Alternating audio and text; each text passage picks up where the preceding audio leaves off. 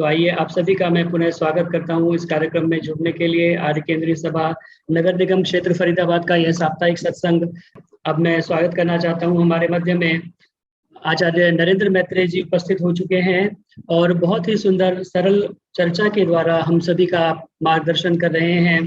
और विगत कई सप्ताह से जो विषय हमारे मध्य में चल रहा है वह धर्म का वास्तविक स्वरूप, और धर्म के वास्तविक स्वरूप के बारे में बहुत सारे बातें हमें आप बता चुके हैं और भी कुछ चर्चा उसमें शेष है। छांदोग्य उपनिषद के एक वाक्य के द्वारा विशेष रूप से हम चर्चा कर रहे थे पीछे। त्रयो धर्म स्कंदा, धर्म के 3 स्कंद होते हैं और वो तीनों स्कंदों के बारे में आपने विस्तार से हमें बताया। और भी बहुत सारे उदाहरण, प्रसंगों, प्रमाणों के माध्यम से आपने धर्म के वास्तविक स्वरूप को हमारे मध्य में रखने का प्रयास किया है। मेरी आपसे विनम्र प्रार्थना है कि इस विषय को थोड़ा और विस्तार देने का प्रयास करें और हम सभी को धर्म के वास्तविक स्वरूप से आप अवगत कराएं। आदरणीय आचार्य नरेंद्र मैत्रेय जी। नमस्ते। आइए सभी करबद्ध होकर के बैठे एक बार। ओम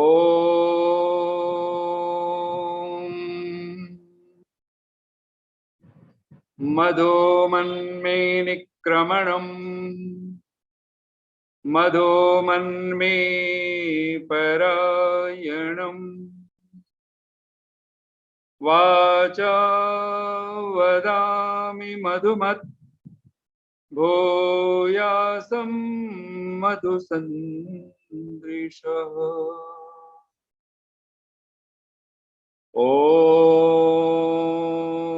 नमः शम्भवाय च मयो भवाय च नमः शंकराय च मयस्कराय च नमः शिवाय च शिवतराय च। ओम शांति शांति शांति।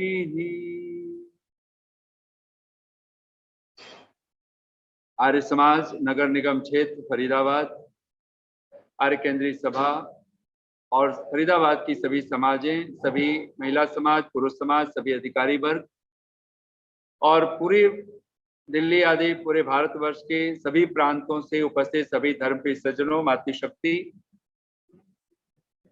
और देश से विदेश से उपस्थित सभी धर्मप्रिय सज्जनों, आइए परमात्मा के अनुकंपा के साथ हम सब पूरी श्रद्धा के साथ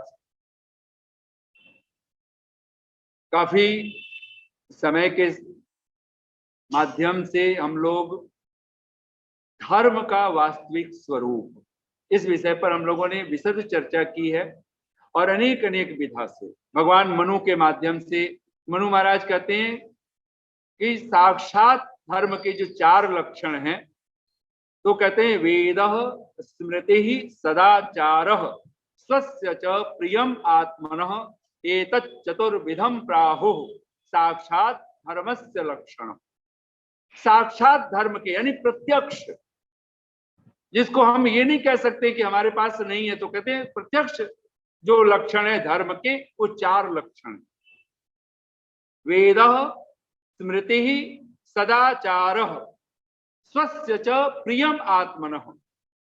कहते ये 4 लक्षण, ये सहज रूप से ये प्रत्यक्ष धर्म के लक्षण है। महर्षि देवदयानंद इसी धर्म के लक्षण को, जो ऋषि ने, जिसको मनु महाराज प्रथम लक्षण कहते हैं वेदः, ऋषि दयानंद इसको कहते हैं परम धर्म। क्या है परम धर्म? तो वेद का पढ़ना, पढ़ाना, सुनना, सुनाना। अगर हम वेदों को पढ़ते हैं, वेदों को सुनते हैं, वेदों को पढ़ाते हैं, वेदों को सुनाते हैं, तो हम धार्मिक हैं, तो हम परम धार्मिक हैं, ये कह सकते हैं। स्मृति, स्मृति का अर्थ है जो वेदों की भाषा को जिन्होंने जाना है, उन आप्त पुरुषों ने, उन ऋषियों ने, उन महापुरुषों ने, उनकी वाणी का नाम है स्मृति। इसलिए स्मृति को धर्म शास्त्र कह करके पुकारा गया। जैसे जिसमें मनुष्य मनुस्मृति आदि याज्ञवल्क्य की स्मृतियां हैं, अथवा जितने भी हमारे और शास्त्र हैं, जिसको हम षट शास्त्र भी कहते हैं, दर्शनों, भगवान पतंजलि के जो सूत्र हैं, योग दर्शन है, सांख्य दर्शन है महर्षि कपिल का, गौतम ऋषि का न्याय दर्शन है, भगवान वेदव्यास का वेदांत दर्शन है, महर्षि जैमिनी का मीमांसा दर्शन है, जिसको हम लोग पूर्व मीमांसा, उत्तर मीमांसा, तो वेदांत को उत्तर मीमांसा भी कहा गया है, तो मीमांसा दर्शन। और इन सारे ग्रंथों को जहां ऋषियों की वाणी से हम जब जुड़ते हैं, और ऋषि वे हैं जो मंत्र दृष्टा है, ऐसे ऋषियों की वाणी के माध्यम से जब हम वेद के 4 लक्षणों की बात करते हैं, तो वेद स्मृति ही, तीसरा लक्षण कहते हैं सदाचार। सदाचार का अर्थ है सत्पुरुषों का आचरण। जो महापुरुष हैं, जो सत्पुरुष हैं, उनका जो आचरण है, वो जो जैसा शरीर से, तन से, मन से, वाणी से जो व्यवहार करते हैं, उसका नाम है सदाचार। स्वस्य च प्रियम आत्मनः, और जो हमारी आत्मा को प्रिय है, कहते हैं वो आचरण हम दूसरों के साथ करें, औरों के साथ करें। यहां निगेटिव नहीं बोला है कि हम वो व्यवहार दूसरों के साथ ना करें जो हम अपने साथ नहीं चाहते, ये अर्थ भी निकलता है ये आत्मना, और ये भी भगवान वेदव्यास के शब्द हैं। और वहां एक लक्षण में मानो धर्म की परिभाषा कहती है। ये जो चौथा लक्षण है, जिसको मनु महाराज धर्म के साक्षात 4 लक्षणों में, जिसको वो स्वस्य च प्रियम आत्मनः कह करके पुकारते हैं, भगवान वेदव्यास कहते हैं श्रूयताम धर्म सर्वस्वम। धर्म का सर्वस्व अगर जानना है, सुनना है, तो कहते हैं सुनो। श्रूयताम धर्म सर्वस्वम, और कहते हैं सुनना भर नहीं है, श्रुत्वा चैव अवधार्यताम, इसको सुन करके धारण कर लेना है। और कहते हैं आत्मनः प्रतिकूलानि परेशान न समाचरित। ये जो वहां पर तो कहते हैं स्वस्य च प्रियम आत्मनः, वहां पर विधायक भाषा है भगवान मनु का, और यहाँ पर भगवान वेदव्यास का जो लक्षण है वो कहते हैं आत्मनः प्रतिकूलानि परेशान न समाचरित। हम दूसरों के साथ परेशान, यानी औरों के साथ, परायों के साथ, हमारे अतिरिक्त जो रिश्ते नाते हैं, जो घर परिवार में माता पिता, बंधु बांधव जो लोग भी हैं, उन सबको आप परेशान कहेंगे। ये नहीं है कि आप पत्नी पति के लिए पत्नी, पत्नी के लिए पति भी परेशान है। परेशान का अर्थ यहाँ परेशानी से बात मत समझ लीजिएगा, यहाँ पर है जो अपना अपना कहना होता है संस्कृत में, तो हम उसको आत्मीय कहते हैं, और स्व बोलते हैं, स्वजन बोलते हैं। और हम जब अपने से जब पर होता है, तो एक भाषा में पर पति भी है, एक भाषा में पर पत्नी भी है, एक भाषा में पर बच्चे भी हैं। आपके इष्ट मित्र हैं, जो स्वजन बंधु बांधव हैं, वो भी परेशान हैं, कहलाएंगे। तो कैसा करना है, तो कहते हैं स्वस्य च प्रियम आत्मनः, जो हमें खुद को प्रिय लगता है। यहाँ पे क्या प्रिय की परिभाषा क्या करनी है, तो ध्यान देना, यहाँ पे जो प्रियता है वो प्रियता एक अर्थ में है, तो वो हम हर कोई चाहता है कि मेरे साथ कोई भी सत्य का व्यवहार करे, मेरे साथ कोई छल कपट का व्यवहार न करे। सबसे बड़ी जो आत्मीयता प्रियता होनी चाहिए, सब मेरे जैसे, मेरा कोई अहित ना करे, मेरे साथ कोई बुरा व्यवहार ना करे, मेरा कोई अपमान ना करे, मेरे साथ कोई छल कपट ना करे, मेरी कोई हिंसा ना करे, और मेरे साथ कोई बैर ना बांधे, मेरे साथ कोई शत्रुता ना करे। ये सब अर्थ जब आप लगाएंगे, यही अर्थ होगा हम दूसरों के साथ ना करें। हम चाहते हैं सब मेरे साथ छल रहित होकर के व्यवहार करें, मैं भी छल रहित होकर के व्यवहार, मैं भी प्रिय बोलूं, मैं भी मधुर बोलूं। ऋषि दयानंद जब ये वाक्य बोलते हैं, सब आर्यों का परम धर्म है, तो वेद का पढ़ना पढ़ाना, सुनना सुनाना सब आर्यों का, तो हमें ये बात बहुत सहजता से समझ में आ जानी चाहिए। ये 4 लक्षण, उसके साथ तत्क्षण आप ऋषियों की वाणी से हम जुड़ना शुरू हो जाएंगे। तत्क्षण हम सदाचार, हम सत्पुरुषों के आचरण से जुड़ जाएंगे, और सहज रूप से स्वस्य च प्रियम आत्मनः, जो हमारी, और हम आत्म तल पर पहुंच जाएंगे। फिर हम जानेंगे कि आत्मा क्या है, फिर हम समझ पाएंगे कि मैं हूं कौन।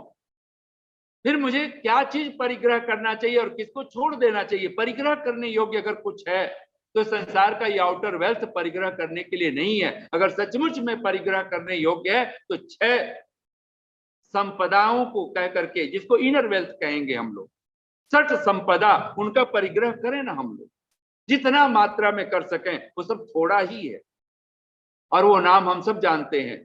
बोलेंगे श्रम, दम, तितिक्षा, उपरति, श्रद्धा, समाधान।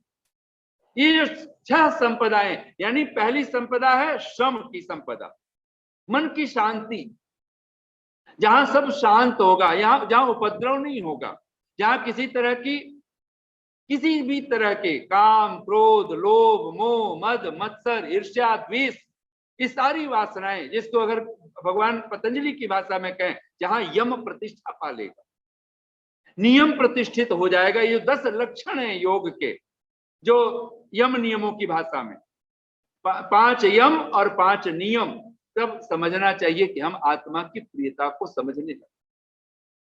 हमें अहिंसा प्रिय है और अहिंसा का सीधा सा जो अर्थ है, भगवान वेद व्यास जब इसका भाष्य करते हैं तो सर्वथा, सर्वदा, सर्वभूतानाम अनभिद्रोह। सर्वदा, सर्वदा का मतलब है सदा, हमेशा। सर्वथा का अर्थ है सब प्रकार से। अनभिद्रोह, और किसके साथ? सर्वभूतानाम, सभी प्राणियों के साथ। अनभिद्रोह कहते हैं द्रोह न करना, द्वेष न करना। जहां द्रोह है, द्वेष है, इसी का नाम हिंसा है। हम किसी का दिल दुखाएं, उससे कोई मतलब नहीं है। माता पिता, ये जो हम व्याख्या बैठा करके बैठे हुए हैं, किसी का दिल ना दुखे हमसे, नहीं। अगर द्रोह नहीं है तो आप समझ लें कि आप अहिंसक हैं। और ये धर्म का, और इसीलिए तो महाभारत आदि ग्रंथों में तो यहां तक कह दिया जाता है, धर्म का जब एक लक्षण की बात की है, आप सब एक बार दोहरा लीजिए, अहिंसा लक्षणो धर्म, धर्म विदो विदुः। महाभारत का ये बहुत प्यारा सूत्र एक तरह से है, अहिंसा लक्षणो धर्म। धर्म का अगर एक लक्षण में जब आप बात करेंगे, अगर नहीं धर्म क्या है, तो कहते हैं अहिंसा धर्म, ऐसे आप कह सकते हो। अहिंसा परमो धर्म, अहिंसा ही परम धर्म है। और भगवान वेदव्यास तो कह देते हैं, अगर आप जब आप योग दर्शन पढ़ेंगे तो वहां पर कहते हैं अहिंसा को ही अवदात करने के लिए, अहिंसा को ही अत्यंत प्रतिष्ठा देने के लिए से उत्तरे च यम नियमाः, जो बाद के जितने यम नियम है, यानी सत्य, अस्तेय, ब्रह्मचर्य, परिग्रह, शौच, संतोष, तप, स्वाध्याय, ईश्वर प्रणिधान, ये सब किसकी प्रतिष्ठा करने के लिए? अहिंसा को प्रतिष्ठित करने। और इसीलिए जब हम लोग भगवान का ध्यान करते हैं, वैदिक संध्या करते हैं, तो 6 बार हम लोग दोहराते हैं, योस्मान द्वेष्टि यम च वयम द्विष्म। हम कभी द्रोह करने वाले न बने, द्वेष करने वाले न। और ध्यान देना, ये स्वस्य च प्रियम आत्मनः, आत्मनः प्रतिकूलानि, ये किसको समझ में आएगा? जिसके पास वेद है, जिसके पास ऋषियों की वाणी है, स्मृति है, जिसके पास सदाचार है, सिर्फ वो आत्म तत्व को समझ पाएंगे। दूसरे को समझना ही मुश्किल है। अब कोई और कौन समझ नहीं पाएगा? तो मैं भगवान वेद व्यास के महाभारत जैसे पावन ग्रंथ में वो बहुत प्यारे अंदाज में लिखते हैं। आप एक बार, आप सब धीरे धीरे बोलेंगे मेरे पीछे भी। 10 धर्मम न जानन्ति, कहते हैं 10 लोग धर्म को नहीं जानते। यानी स्वस्य च प्रियम आत्मनः, आत्मनः प्रतिकूलानि, ये जो आत्मा शब्द लगा रहे हैं ना, धर्म को कौन नहीं जान पाएगा? कौन स्वस्य च प्रियम आत्मनः का व्यवहार नहीं कर पाएगा? छल कपट रहित नहीं हो सकता है व्यक्ति। वो कहेगा मैं मांस खाता हूं, मुझे प्रिय है, तो सारी दुनिया को मांस खिलाओ। मैं शराब पीता हूं, सारी दुनिया को शराब पिलाओ। मुझे शराब प्रिय है, तो शराब सारी दुनिया को बांटो। तो क्या ये प्रिय कहलाएगा? ये आत्मा आत्मनः प्रतिकूलानि आत्मनस्य प्रियम च आत्मनः कहलाएगा? नहीं कहला सकता। यहां पर तो धर्म के जो लक्षणों में जब आप प्रवेश करेंगे, जहां पर आपको पता चल गया है मैं शरीर नहीं हूं, मैं देह नहीं हूं, ना हम देह न में देह, आत्मा का गेह देह को संवारो। आत्मा का गेह यानी ये शरीर है क्या? तन तो साधन मात्र है, नहीं मनुज का ध्येय। ध्येय माने लक्ष्य। तन तो साधन मात्र है, नहीं मनुज का ध्येय। ध्येय बनेगा तन अगर तो जीवन होगा हेय। फिर तो ये हेय बन जाएगा, घृणित हो जाएगा, छोड़ने योग्य हो जाएगा, त्याज्य हो जाएगा। धन तो, और इसी भाषा में दूसरे ये आउटर वेल्थ भी क्या है, धन तो साधन मात्र है, नहीं मनुज का ध्येय। ध्येय होगा धन अगर तो जीवन होगा हेय। यानी धन और तन, अगर इसको हमने अपने जीवन का लक्ष्य बना करके बैठे, इसी तन को ही आत्मा बना करके बैठे, तो फिर असुर किसको कहेंगे? अगर ये शरीर ही सब कुछ है तो फिर तब वहां पर भगवान वेद व्यास कहते हैं 10 धर्मम न जानन्ति। 10 लोग, 10 प्रकार के जो लोग हैं वो धर्म को नहीं जानते। और ये किसको कहा जा रहा है? तो धृतराष्ट्र को कहा जा रहा है। वहां धृतराष्ट्र निबोधतान, हे धृतराष्ट्र उनको सुनो, उनको जानो। 10 लोग धर्म को कभी नहीं जान सकते। बिल्कुल बहुत सुंदर। मत्तः प्रमत्तः उन्मत्तः शान्तः क्रुद्धो बुभुक्षितः त्वरमाणश्च लुब्धश्च भीतः कामी च ते 10 तस्माद् एतेषु सर्वेषु न प्रसज्जेत पंडितः। 10 धर्मम न जानन्ति। 10 लोग धर्म को नहीं जानते। कौन नहीं जानते?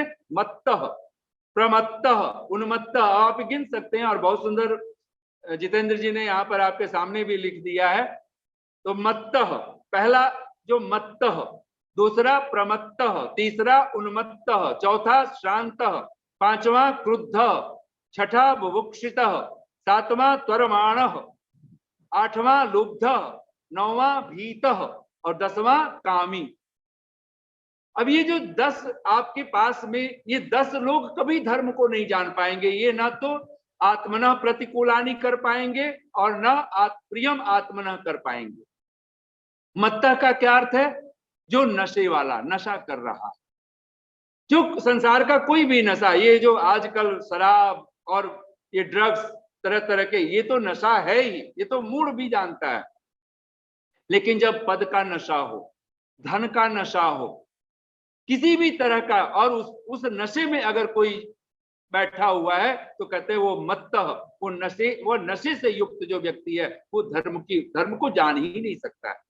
प्रमत्तः, प्रमत्तः का अर्थ है प्रमादी, जो असावधान है, जो लापरवाह है, जिसके जीवन में प्रमाद घर करके बैठा हुआ है। वो कर सकता है लेकिन वो करना ही नहीं चाहता है, वो तन मन धन लगाना ही नहीं चाहता है, उस तरफ वो सोचने के लिए तैयार नहीं है। ऐसा जो प्रमादी है, जो प्रमत्तः। तीसरा है उन्मत्तः। उन्मत्तः का अर्थ है जैसे कोई पागल हो जाए, कोई धन के पीछे पागल हो जाए, कोई स्त्री के पीछे, कोई पुरुष के पीछे, कोई पद के पीछे, प्रतिष्ठा के पीछे, ऐसे कोई पागलपन पकड़ जाए इस संसार के, इस पागल जिसको हम लोग कहते हैं इस संसार के। और एक अर्थ है जो सहज रूप से हम सब समझते हैं, कोई अगर पागल है वो कैसे किसी चीज को जान सकता है? वो तो संसार को भी नहीं जान सकता है। तो धर्म को जान लेगा, वो परमात्मा को जान लेगा, इसकी तो बात ही बहुत दूर है। तीसरा कहते हैं, चौथा कहते हैं शांत, जो थक गया है। और संसार थकाता है। हम अगर संसार में हम बैठे हैं तो संसार का कोई भी काम करेंगे, हाय ऐसा व्यक्ति आके कहता है थक गया, वो बिल्कुल। लेकिन अगर कोई नहीं थकाता है, कोई श्रम, वो एकमात्र श्रम है जब धर्म के प्रति कोई चलता है, वो कभी थकता ही नहीं। जो शांत है यानी थका हुआ है, और संसार ही थकाता है, इसलिए संसार से दूसरी दिशा वो परमात्मा है। उस मूल को अगर हमने पकड़ लिया, जिसके ऋषि कहता है सबका आदि मूल परमेश्वर है, वो परमात्मा को पकड़ा हुआ वो तो कभी थकता ही नहीं। और फिर अगला लक्षण आप देखेंगे क्रुद्ध, जो क्रोध में जी रहा है। इसलिए तो धर्म का मनु महाराज कहते हैं अक्रोध दशकम धर्म लक्षणम। जब 10 लक्षण गिनाते हैं धर्म का, तो वो सहज रूप से कहते हैं अक्रोध, धर्म का ही लक्षण है। अर्थात जिस व्यक्ति के जीवन में क्रोध है वो व्यक्ति धर्म को नहीं जान सकता है। बुभुक्षितः, जो तृष्णा का भूखा है, कामनाओं का, वासनाओं का जो भूखा है, कितना भी मिल जाए, जिसका पेट नहीं भरने वाला, ऐसे बुभुक्षित, भिखारी बना हुआ, कितना भी मिल जाए। भिखारी का कटोरा रोज भरता है लेकिन भिखारी का पेट कभी नहीं भरता है। भिखारी की भीख कभी नहीं भरती है, क्योंकि वो सारी जिंदगी उसने मांगना सीखा है, उसने कभी देना नहीं सीखा। जो देना जानता है वो कभी बुभुक्षित नहीं रहता है। इसलिए कहते हैं भगवान भूखा जगाता जरूर है, लेकिन भगवान कभी भूखा सुलाता नहीं है। ये कहने वालों को कहना पड़ा, अगर परमात्मा के मार्ग पर अगर कोई है। इसलिए तो अभी अभी तो हम लोगों ने नवरात्रि भगवान को जब हम देवी कह करके पुकारते हैं, क्योंकि परमात्मा तो स्त्री भी है, परमात्मा पुरुष भी है, और परमात्मा नपुंसक भी है, अथवा परमात्मा इन तीनों लिंगों से बाहर है। इसलिए तो उसको माता भी कहते हैं, पिता भी कहते हैं, मित्र भी कहते हैं, गुरु आचार्य भी कहते हैं। और हम लोग कहते हैं कि इन्हीं नवरात्रों में भगवान को जब देवी कह करके पुकारा तो कहते हैं या देवी सर्वभूतेषु श्रद्धा रूपेण संस्थिता नमस्तस्यै नमस्तस्यै नमस्तस्यै नमो नमः। वहीं पर व्याख्या किया है या देवी सर्वभूतेषु क्षुधा रूपेण संस्थिता। क्षुधा कहते हैं भूख की तरफ। अगर हमें भूख लगे तो हमें धर्म की भूख लग जाए, और धर्म से जो आया हुआ धन है, पद है, कामनाएं हैं, कहते हैं वो धर्म की जब भूख लगती है तो व्यक्ति अर्थवान होता है, वो कामनाओं से आप्त काम होता है, वो पूर्ण काम बन जाता है और वो परम पद का अधिकारी बनता है। ऐसे कहते हैं जो बुभुक्षित। लेकिन यहां पर अगर वासनाओं की भूख लगी है तो कहते हैं ऐसा व्यक्ति जो जिसके लिए कहा गया तीन जो ऐषणाएं हैं, पुत्र ऐषणा, वित्त ऐषणा, लोक ऐषणा, और ये कभी किसी की पूरी नहीं होती है, जिसको तृष्णा की भूख लगी है, ऐसा बुभुक्षित व्यक्ति और ये संसार में कहते हैं वो भी धर्म को नहीं जान सकता। त्वरमाणश्च कहते हैं त्वरमाण का क्या धर्म का पहला लक्षण है धृति, धैर्य। अगर हमारे जीवन में धैर्य नहीं है तो फिर हम त्वरमाण अर्थात हम शीघ्रता, जिसको कहते हैं जल्दबाज, ऐसा व्यक्ति जो हर अधैर्य है, सब्र नहीं रख सकता है, सब्र न रखने वाला है, ऐसा व्यक्ति कभी धर्म को नहीं जान सकता है। अगला लक्षण भगवान कहते हैं लुब्धः, जो लोभी है। भगवान वेदव्यास के शब्द क्या अद्भुत है। मत्तः जो नशे में है, प्रमत्तः जो प्रमादी है, उन्मत्तः जो पागल हो चुका है, श्रांतः जो थक चुका है, क्रुद्धः जो क्रोध से भरा पड़ा है, बुभुक्षितः जो भूखा है, त्वरमाणः जो जल्दबाज है, अधैर्य वाला है, असब्र वाला है, लुब्धः लोभी है, भीतः जो डरा हुआ है। इसलिए तो भगवान के भक्तों के लक्षण में आता है स्थित प्रज्ञ का लक्षण। भगवान कृष्ण भगवद गीता में कहते हैं वीतराग भय क्रोध। जब कोई योग के मार्ग पर चलता है, परमात्मा के पथ पर चलता है, धर्म के पथ पर चलता है, तो कहते हैं ये भीत, वो भय से रहित हो जाता है। इसलिए तो भगवान कृष्ण भगवद गीता में जब दैवी संपदा गिना रहे हैं तो दैवी संपदा 26 संपदाएं गिनाते हैं। और पहली संपदा है, आप सब अपने मन में बोलिए, अभयम। दूसरा शब्द वो कहते हैं सत्व संशुद्धि, अभयम सत्व संशुद्धि। अब यहां पर पहला ही जो शब्द है अभयम, भय रहित हो जाना, ध्यान देना। और ये उसके बाद ही जैसे भीतर के बाद है अगला लक्षण कहते हैं कामी, जो कामनाओं से घिरा हुआ है और संसार की तुच्छ कामनाओं में जो अपने आप को जकड़ चुका है, मकड़ जाल बना हुआ है, ऐसा व्यक्ति कहते हैं ये जो 10 लोग हैं ये धर्मम न जानंती, हे धृतराष्ट्र ये धर्म को नहीं जान सकते। तस्माद कहते हैं इसलिए एतेषु सर्वेषु न प्रसज्जेत पंडित, इन सब में प्रसज्जित न प्रसज्जेत पंडित, जो पंडित है। अब यहाँ पंडित अर्थ ज्ञानी के लिए है, विद्वान के लिए है, समझदार के लिए। हम लोग एक बार अगर ये मस्तिष्क में बिठा लिए तभी तो कहते हैं ना, मंजिल पाना तो बहुत दूर की बात है, मंजिल पाना तो बहुत दूर की बात है, अगर गुरूर में रहेंगे तो रास्ते भी नहीं देख पाए। मंजिल पाना तो बहुत दूर की बात है, अगर हम चाहते हैं उस परम पद को, उस परम धाम को अगर प्राप्त कर लेना तो कहते हैं उस मंजिल तक तो वे ही लोग पहुंच सकते हैं। कौन? जो पंडित बन चुका है। और पंडित के बहुत सारे लक्षण मनु महाराज तो कहते ही हैं, भगवान वेदव्यास कहते हैं। वहीं पर अगर आप देखेंगे तो पंडित शब्द किसको कहा, यहाँ तक कबीर तो कह देते हैं, ढाई आखर प्रेम का पढ़े सो पंडित हो। अब कबीर ने तो पंडित शब्द आप देख रहे हो, आज हम लोग पंडित को केवल ब्राह्मणों से जोड़ के रखा हुआ, इसलिए पंडित का अर्थ है जो समझदार है। और आदि शंकराचार्य ने इस पंडित शब्द की बहुत सुंदर व्याख्या की है। आप सब एक बार बोलिएगा, पंडित शब्द कहां से बना है? पंडा शब्द से बना है। और आज तो पंडा शब्द भी तथाकथित तीर्थ स्थानों पर जो लोग रहते हैं, जो आपको हर समय मजबूर कर दें कि आप उनको कुछ न कुछ दो, जैसे कोई भिखारी पीछे पड़ जाए, आज पंडित की वेशभूषा बना करके अपने आप को ज्ञानी बना करके, वहां आदि शंकराचार्य लिखते हैं पंडित कौन है, तो कहते हैं पंडा अर्थात आत्म विषया बुद्धि। पंडा का अर्थ क्या अर्थ है? आत्म विषयक जिसकी बुद्धि है।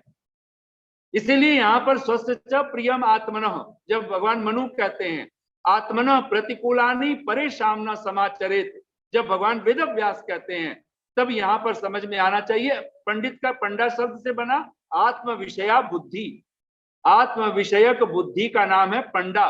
और कहते हैं ऐसी बुद्धि जिसकी है यस्य स पंडितम, यानी जिसकी बुद्धि में आत्म विषयक बुद्धि बन चुकी है, जो जान चुका है अथ चैतन्यम आत्मा, मैं चैतन्य हूं, मैं जड़ नहीं हूं। इस संसार का मकान, दुकान, कार, कोठी, बंगला जोड़ना ये मेरे जीवन का लक्ष्य नहीं है। मुझे मत्त प्रमत्त उन्मत्त नहीं बनना है, मुझे कामी क्रोधी लोभी नहीं बनना है, मुझे अधैर्य में नहीं जीना है। इस भाषा में जब हम जानना शुरू करेंगे तो निसंदेह आपको पाएंगे कि हमने परमात्मा की तरफ एक कदम बढ़ा लिया।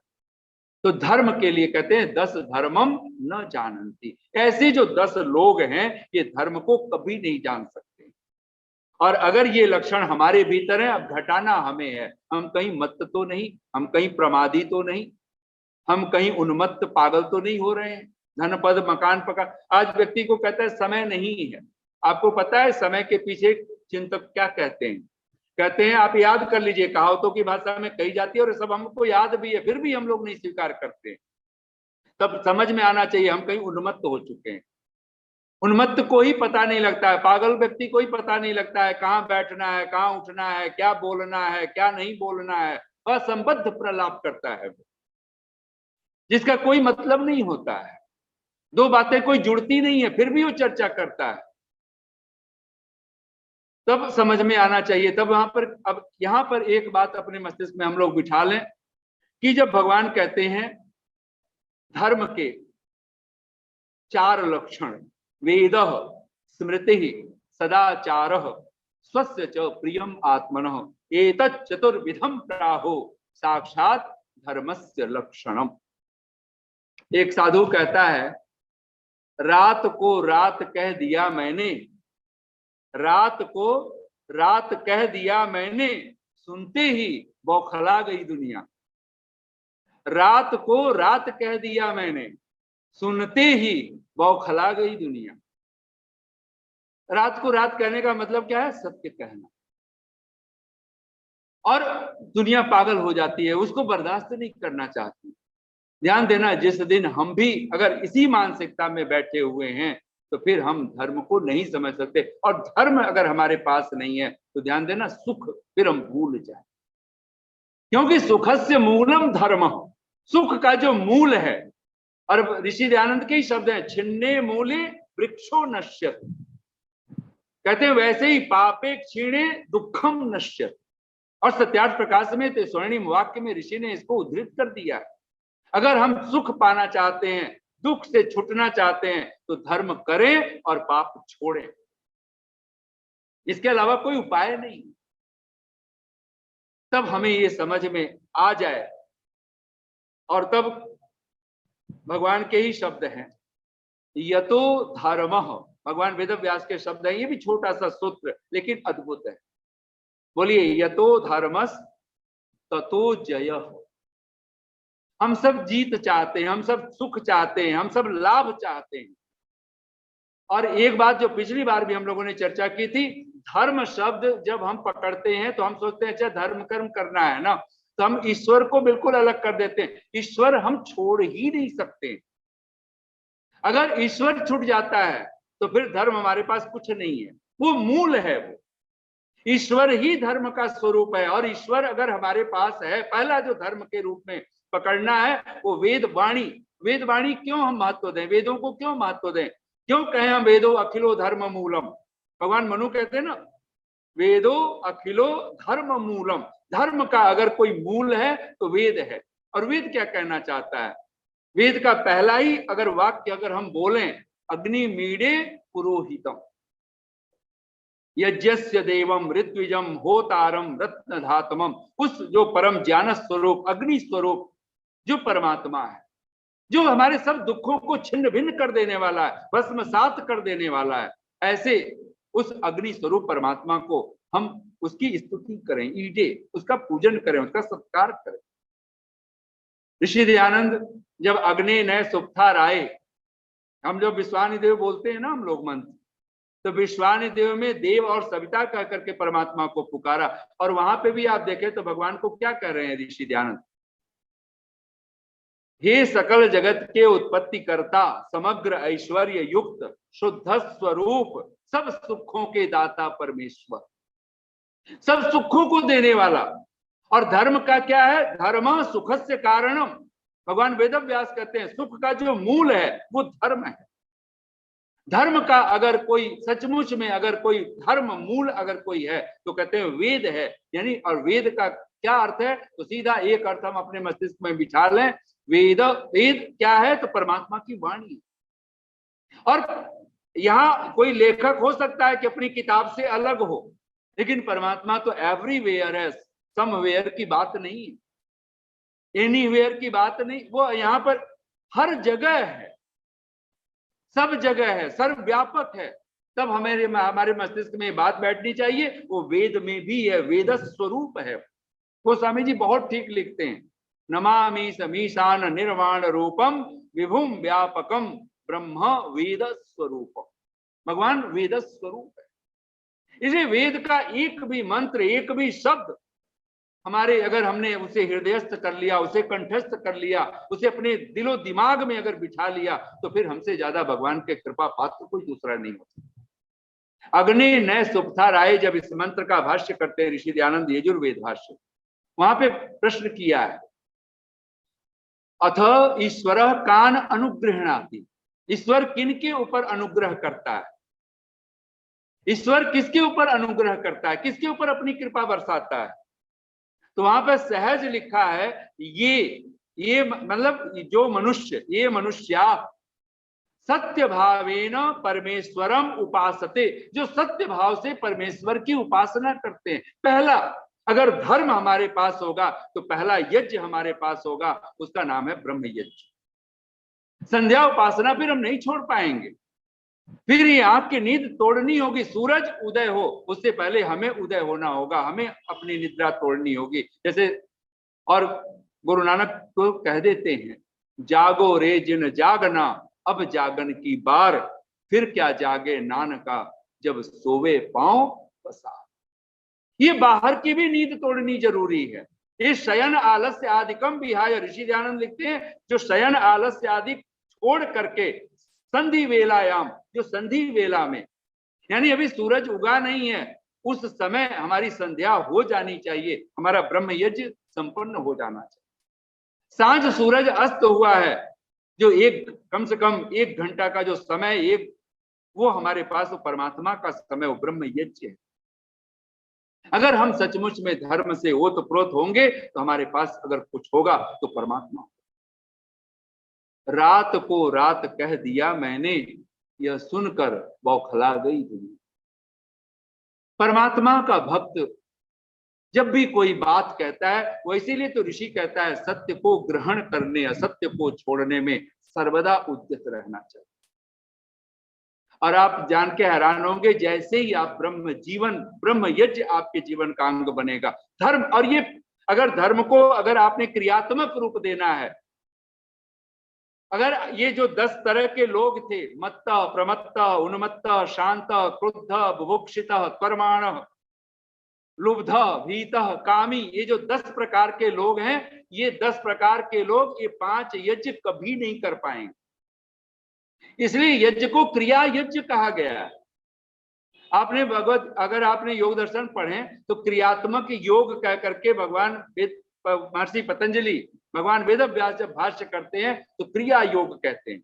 और क्रिया योग क्या है, आप सब एक बार बोलिए अपने मन में वहां। तपः स्वाध्याय ईश्वर प्रणिधानानि क्रिया योग।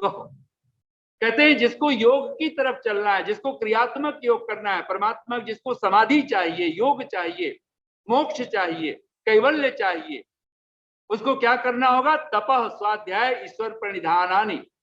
और ये बात जब हम लोग त्रयो धर्म स्कंधा में हम लोगों ने चर्चा की थी, तो धर्म का जो दूसरा स्कंध तप है, वो तप क्या रखता है अपने पास में। तो यहाँ पे भी मानो भगवान पतंजलि का सूत्र कहना चाहता है कि तपः, अगर तप आपके पास होगा तो सबसे निकट आपके पास कोई चीज होगी वो स्वाध्याय। और स्वाध्याय अगर आपके पास है, तप आपके पास है, तो क्या होना चाहिए? ईश्वर प्रणिधान। हर समय आपको ये ख्याल में आना चाहिए, इंसान में भगवान है, भगवान में इंसान है। उन सफीनों का कभी तूफान कर सकते हैं क्या, जिनका माझी है खुदा, जिनको खुदा पे मान है। मंजिलें चल पड़ती हैं उन राहगीरों की तरफ, दिल में जिनके जोश है, पैरों में जिनके जान है। कौन है जो जान वाला हो सकता है? कौन है जो श्रांत नहीं होगा, कभी कभी थकेगा नहीं? वो दिल में जिनके जोश है, पैरों में जिनके जान है, धृति उत्साह समन्वित। भगवान कृष्ण कहते हैं भगवत गीता में, जो धर्म के मार्ग पर चल पड़ता है, ईश्वर के मार्ग पर चल पड़ता है, कहते हैं वो धृति उत्साह समन्वित, वो सात्विक कर्ता बन जाता है। वो धैर्य से और उत्साह से, उल्लास से कभी कम नहीं होता है, कभी हीन नहीं होता है। इसलिए ऋषि दयानंद ने तो अपने अद्भुत ग्रंथ सत्यार्थ प्रकाश के हर अध्याय को एक नाम दिया है, समुल्लास। वो चाहते कुछ और भी नाम दे सकते थे, लेकिन हर अध्याय को एक नाम दिया, समुल्लास। उल्लास अगर धर्म हमारे जीवन में है, वो परमात्मा, और धर्म का सीधा सा मूल अर्थ कीजिए परमात्मा, ब्रह्म, अगर वो हमारे पास नहीं है। इसलिए तपः एव द्वितीयो ब्रह्मचर्य आचार्य कुलवासी तृतीय। धर्म का जब तीसरा स्कंध बात करते हैं, छांदोग्य उपनिषद का ऋषि कहता है, तो ब्रह्मचर्य आचार्य कुलवासी। ये जो ब्रह्मचर्य है, और ब्रह्मचर्य का जब अर्थ ऋषि दयानंद करते हैं, तो ऋषि के शब्द हैं, आप सब बोलिए एक बार, संस्कृत में है, ब्रह्मणि वेदे वा चरितुम शीलम यस्य स ब्रह्मचारी। ब्रह्मचारी किसको कहा है? तो कहते हैं ब्रह्मणि वेदे वा, ब्रह्म यानी परमात्मा, और वा का अर्थ है और, वेदे वेद में, ब्रह्म परमात्मा में और वेद में, चरितुम शीलम यस्य, जिस उसमें जो इसका हर समय चर धातु के, जो चर शब्द के जो दो अर्थ होंगे, गति और भक्षण, जो उसका पान करता हो, परमात्मा का ही अमृत पान करता हो, वेद का ही अमृत पान करता हो, उसको ही भक्षण करता हो। और गति के तीन अर्थ हैं, ज्ञान, गमन, प्राप्ति, जो हर समय जिसके जीवन का ये अंग बन जाए, तो निसंदेह वो परमात्मा का कृपा पात्र बनता है। इसलिए पहला लक्षण जब कहते हैं मत्तः, और अंतिम जो लोग का जो 10वें नाम दिया है भगवान वेदव्यास ने, तो कहते कामी। कामी का क्या अर्थ है? एक तो वासना वाला, जो काम वासना हम लोग बोलते हैं, एक तो वो अर्थ, लेकिन उससे भी बड़ा जो अर्थ है, कह दरिद्र, को दरिद्र, कौन दरिद्र है? तो कहते हैं यस्तु विशाल कृष्ण, जिसकी तृष्णा विशाल है, उससे बढ़ करके इस धरती पर गरीब, दीन, हीन इस धरती पर खोजना मुश्किल। कहते हैं ना, वो आचार्य चाणक्य, महर्षि चाणक्य, बहुत प्यारा वचन है कि यहाँ जीते जी कोई नरक में रहता है, नरक में ही स्थित है। कौन? तो कहते हैं पूरी श्रद्धा के साथ में, तो कहते हैं कि नरक में कौन रहता है? तो कहते हैं अत्यंत कोपः कटुका च वाणी दरिद्रता च स्वजनेषु वैरम कुलहीन सेवा नीच प्रसंग कुलहीन सेवा चिन्हानि देहे नरक स्थिताना। अत्यंत कोपः, जिसके जीवन में अत्यंत क्रोध है, कटुका च वाणी, जिसकी वाणी अत्यंत कठोर है, अत्यंत कोपः कटुका च वाणी दरिद्रता च, और दरिद्रता, जिसके जीवन में दरिद्रता, तो दरिद्रता का क्या अर्थ करें हम? धनहीन होने को दरिद्र कहें? नहीं, जिसके जीवन में तृष्णा है, जो कामी बन चुका है, जिसके जीवन की इतनी सौतु दरिद्र यस्तु विशाल तृष्णा, वही जिसकी तृष्णा विशाल है, जिसकी वासनाएं आकांक्षाएं इतनी विशाल है, जिसको हम लोगों ने पंक्तियां बोल चुके हैं, हासिल ये जिंदगी हसरतों के सिवा कुछ भी नहीं। ये कामी का अर्थ है। हासिल ये जिंदगी हसरतों के सिवा कुछ भी नहीं, ये किया नहीं, वो हुआ नहीं, ये मिला नहीं, वो रहा नहीं, इसी का अर्थ है कामी। और ये 10 के 10 लक्षण जो जब घटेंगे तो ये पता चलेगा कि ये 4 बातें ये लेकर के अगर आप मत्ता से जुड़ेंगे, आप हम कामी बन करके रहते हैं। हसरती, हसरतों में ही सारी जिंदगी जुड़ करके रहे। आइए अंत में मैं यतो धर्मस ततो जय, एक छोटे से प्रसंग की बात कहता हुआ वाणी को मैं विराम दूं, क्यों घड़ी पर नजर मेरी पहुंच गई है। एक बहुत बड़ा चिंतक, और कहते हैं कि उससे पूछ लिया एक बार किसी ने कि महाराज आप बताएंगे कि ये जो मालिक कौन होता है, गुलाम कौन होता है, मालिक किसको कहें और गुलाम किसको कहें। उस साधु ने कहा कि मैं अपने अनुभव की बात कहूं कि शास्त्र की बात कहूं। तो सारे शिष्य बैठे थे, उन्होंने कहा कि महाराज आप शास्त्र की बात नहीं, आप अपने अनुभव की बात कहें। उसने कहा नहीं, मैं अनुभव की बात भी कहूं, लेकिन उससे पूर्व मैं एक अलंकारिक कथा है वो मैं तुमसे कह देता हूं। तो साधु ने कहानी कही बहुत छोटी सी, और कहते हैं कि एक जंगल में गाय, जंगल पास था, गांव पास था, तो जो गायें जो चली गई थी घास चरने के लिए, पुराने जमाने में तो होता था एक गोचर क्षेत्र होता था, तो गायें सुबह छोड़ दी जाती थी और सांझ गायें अपने आप वापस लौटती हैं, और वहां पे कहते हैं गोधूली बेला उसको कहते हैं, सांझ। तो गाय लौटने ही वाली थी, उसी समय उसके पीछे एक शेर पड़ गया, सिंह। अब गाय भागती रही, शेर पीछे भाग रहा है, और अंत में गाय भागते भागते वो बिल्कुल गांव के करीब एक तालाब था, वो तालाब में घुस गई जान बचाने के नाम पर। और वो तालाब में पानी कम था, बिल्कुल दलदल बहुत ज्यादा। गाय उस तालाब में, उस दलदल में जाकर के वो भी जाकर के फंस गई है, बिल्कुल अब आगे नहीं बढ़ पा रही है, लेकिन घिसट घिसट करके कुछ। और वो शेर भी गाय का शिकार करना चाहता था, और वो भी आकर के उस गाय को पकड़ने के लिए वो भी उस तालाब में प्रवेश कर जाता है।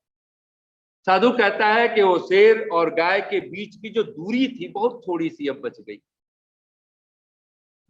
लेकिन वो दलदल शेर भी पार नहीं कर पा रहा है, गाय भी वहां से आगे पीछे बढ़ नहीं पा रही। कोई काफी समय हो गया, कोई घंटा भर बीत गया होगा। तो गाय पूछती है, थोड़ा सा उसको धैर्य, वैसे तो डर रही है, सामने काल है, लेकिन गाय पूछती है तुम्हारा कोई मालिक है? तो शेर हंस पड़ा, बोला ना समझ, मैं खुद मालिक हूं, मैं खुद जंगल का राजा हूं, तू अपने प्राणों की चिंता कर। तो गाय मुस्कुरा पड़ी, बोली नहीं, मेरा मालिक है, और वो आता ही होगा, वो मुझे जब नहीं पाएगा अपने घर पर तो वो इस समय खोज रहा होगा, और खोजते खोजते वो तालाब पे जरूर आने वाला है। अब तुम तालाब में तुम भी हो, मैं भी हूं। और कहते हैं कि सचमुच में थोड़ी देर में वो देखता है, शेर भी देखा, गाय ने भी देखा, उसका मालिक खोजते खोजते तालाब पे आ गया, और उसने फिर रस्सी आदि का सहारा लेकर के कुछ अपने खुद उस तालाब में प्रवेश करके और गाय को निकाल लिया। और गाय वहां मुस्कुरा रही थी और बोली देखो मेरा मालिक आ गया और मुझे लेकर के अब जा रहा है घर। और वो शेर देखता रह गया। साधु ने जब शिष्यों को कहा, अगर तुम भी अपने जीवन में अगर किसी को मालिक बनाए हुए, किसी को अपने अगर हाथ की, अपने जीवन की बागडोर अगर तुमने मालिक बना करके, और इसी के लिए ईश्वर प्रणिधान कहा गया, अगर सचमुच में जीवन हमारे पास होगा, तप होगा, तो हमारे जीवन में ब्रह्मचर्य होगा और आचार्य कुलवासी होंगे, हम कहीं ना कहीं सदाचार स्वस्थ च प्रियम आत्मन, उस अवस्था में हमारी जिंदगी, और उस अवस्था में जाकर के फिर मालिक के साथ हम होंगे। और कहते हैं वो शेर वहां पर उस दलदल में, और धीरे धीरे वो शेर को तो वहां पर उस समय हिंसक जानवरों को मारने का विधान था, आज का समय नहीं है कि हम शेर को राष्ट्रीय पशु तो बनाना था अगर किसी को तो गऊ को बनाना, जिसकी हिंसा कभी करनी ही नहीं चाहिए, जिसके लिए अग्न्या कहा गया है। लेकिन अगर हमारे ग्राम्य क्षेत्र में, नगर में अगर कोई हिंसक पशु आ जाता है, उसको मारने का विधान है। और कहते हैं कि देखते देखते वो शेर वहां से उसको मार दिया गया और पूरा गांव सुरक्षित। गाय मुस्कुरा रही थी, मैं तो मालिक आ गया, मैं मालिक के साथ जा। हम भी सोचें, धर्म अगर हमारे जीवन में होगा, हम अर्थवान होंगे, हम सार्थक हो जाएंगे। धर्म हमारे जीवन में होगा, हम परम आप्त काम हो जाएंगे, हम पूर्ण काम बन जाएंगे। पूर्ण मदः पूर्णमिदम जो कहा, वह पूर्ण परमात्मा को पाना ही पूर्णता का प्रतीक है, और कोई उपाय नहीं है। हम परमात्मा को पाए, भरी दुनिया में जी नहीं लगता, भरी दुनिया में जी नहीं लगता, न जाने किस चीज की कमी है अभी, और वो एक ही चीज है, वो परमात्मा है। और धर्म उसी को पाने का, उसी को पकड़ाने का साधन है। और इसलिए कहते हैं जब वो धर्म अपनी पूर्णता को प्राप्त करता है, उस क्षण हम मोक्ष को प्राप्त होते हैं। उस समय हम कैवल्य वाले अवस्था में होते हैं, उस समय हम आप्त काम की अवस्था में होते हैं। तब हम ऋषि के शब्दों में कह सकते हैं, हे ईश्वर दया निधे भवत कृपया अनेन जप उपासना आदि कर्मणा धर्म अर्थ काम मोक्षाणाम सद्यः सिद्धि भवेन्नः। हे प्रभु, आप हमें इसी क्षण धर्म अर्थ काम मोक्ष, अगर धर्म हमारे जीवन में है, ध्यान देना, जीवन सार्थक हो जाना चाहिए। धर्म जीवन फिर लाइफ मीनिंगफुल हो जानी चाहिए। फिर आपके जीवन में फिर कोई तुच्छ कामनाएं न रह जाएं, फिर हम कामी बन करके नहीं, फिर तो धृति उत्साह समन्वित ऐसी जिंदगी हमारी बन जाए। आइए फिर पुनः उन पंक्तियों को, हंसः शुचिषत। हंस कहाँ रहता है? पवित्रता में रहता है। हंसः दुष्कर्म हंता, ऋषि दयानंद भाष्य करते हैं, जो दुष्ट कर्मों को हनन कर दिया है जिसने, जिसके जीवन में अब कोई दुष्कर्म बचा ही नहीं, भद्रम ही जिसके जीवन में बचा है, ऐसा भक्त क्या करता है?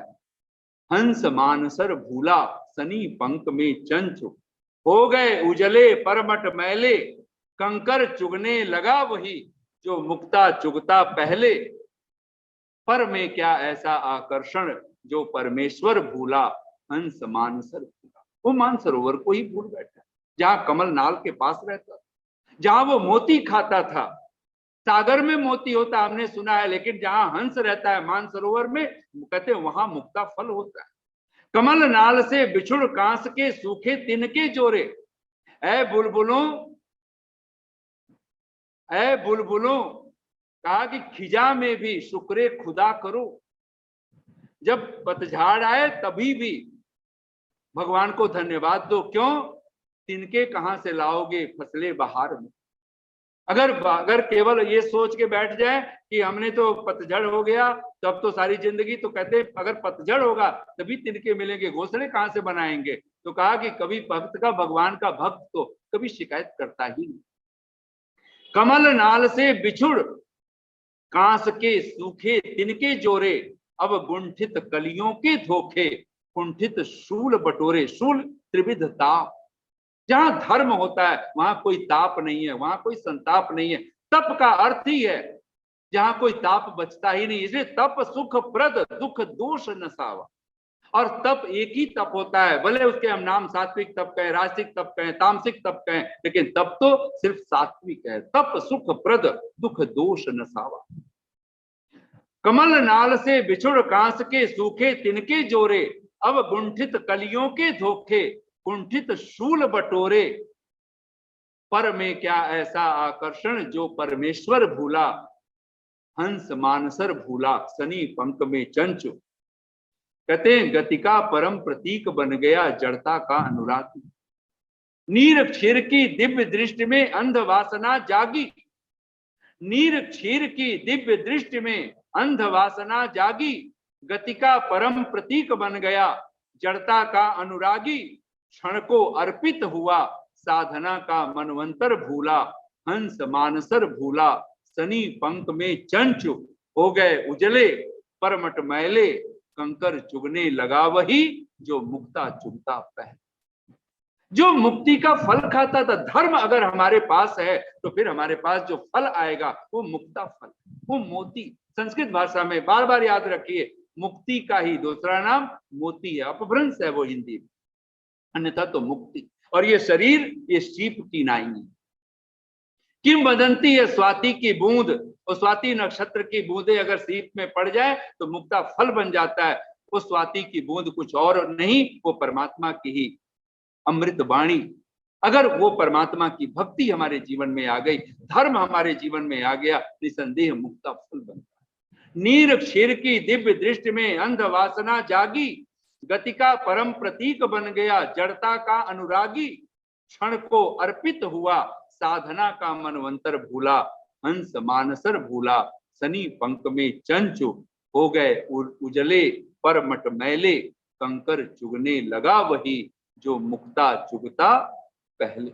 आइए हम सब परमात्मा से प्रार्थना करें, सचमुच में अगर हम हंस हैं, धर्म हमें हंस बना सकता है। चल हंसा उस देश जहाँ शुचि सत्य। और ये मंत्र यजुर्वेद में 2 बार आता है, अध्याय शायद 10वां अध्याय और 12वां अध्याय। आप पढ़ेंगे हैरान होंगे, ये जीवात्मा के भी लक्षणों में आता है। जब कोई आप्त पुरुष होता है, जब कोई धर्म पुरुष बन जाता है, तो ये सारे लक्षण उसके बन जाते हैं, और परमात्मा के भी ये सारे लक्षण हंस सुचिषत।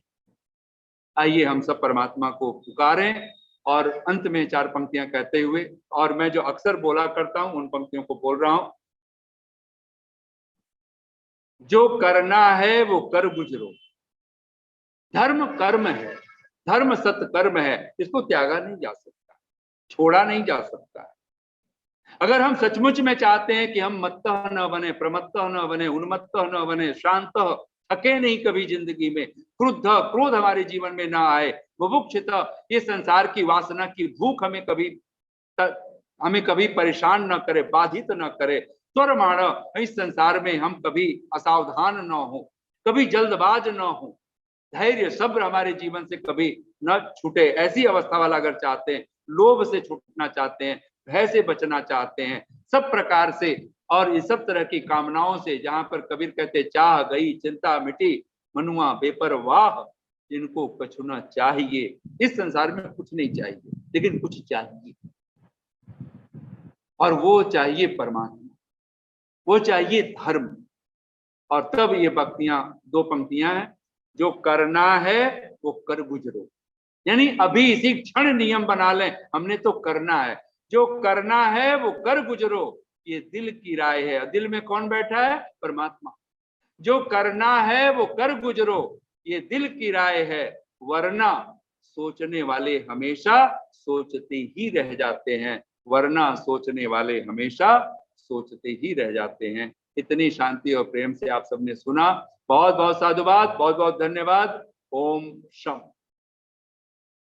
बहुत बहुत साधुवाद, बहुत बहुत धन्यवाद आदरणीय आचार्य जी, बहुत सुंदर चर्चा धर्म के वास्तविक स्वरूप के बारे में। आपको बहुत बधाई देना चाहता हूं कि आपने भी बहुत स्वाध्याय कर रखा है, कर रहे हो, आपने बहुत सारी चीजें खोज रहे हो, क्योंकि जो बातें मैं बोल रहा हूं आपने उसको इतना जल्दी आप स्क्रीन पे आप दिखला देते हैं, तो इसके लिए आपका स्वाध्याय को आपको बहुत बहुत बधाई, बहुत बहुत शुभकामनाएं आपको। बहुत बहुत धन्यवाद आचार्य जी, बहुत सुंदर चर्चा धर्म के वास्तविक स्वरूप के बारे में आप हमारे समक्ष रख रहे हैं, और बहुत सारे प्रसंगों के माध्यम से, उदाहरणों के माध्यम से, प्रमाणों के माध्यम से, विविध शास्त्र वचनों के माध्यम से इस चर्चा को आप विस्तार दे रहे हैं और प्रयास कर रहे हैं कि हमारे सामने धर्म का वास्तविक स्वरूप पता चले, क्योंकि सबसे अधिक भ्रांतियां धर्म के वास्तविक स्वरूप के बारे में समाज के अंदर हैं। धर्म क्या है, धर्म किसे कहते हैं, लोगों ने विभिन्न तरीके धर्म के बनाए हुए हैं, विभिन्न चिन्ह धर्म के बनाए हुए हैं, विभिन्न भ्रांतियां समाज के अंदर धर्म के बारे में फैली हुई हैं। तो उस धर्म को समझना वास्तव में हम सभी के लिए नितांत आवश्यक है, जो हमें मुक्ति की ओर, परमात्मा की ओर लेकर के जाता है। बहुत धन्यवाद इतनी सुंदर तरीके से इस चर्चा को हमारे मध्य में रखने के लिए।